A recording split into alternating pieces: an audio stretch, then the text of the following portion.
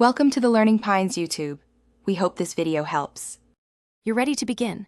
Install OneDrive, sign in, and grant photos and files permissions so the app can access and sync content. Once signed in, tap your profile icon, open settings, and enable camera upload to backup pictures automatically. Make sure iOS is up to date and you have enough OneDrive storage. If not, free space by deleting duplicates or upgrade. Now open the Files tab and glance at Recent. This confirms your account is active and syncing. Now organize and add content. Tap the plus button to create a folder or upload photos and documents directly from the Photos app. Use the three-dot menu on any file to move or copy it into your chosen folder for tidy structure. Dragging works in split view if you use an iPad.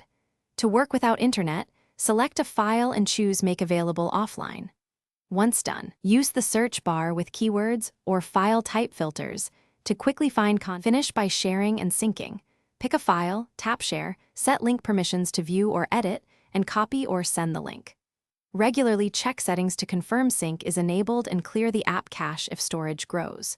To keep things tidy, remove old files or move them to OneDrive Recycle Bin for recovery if needed.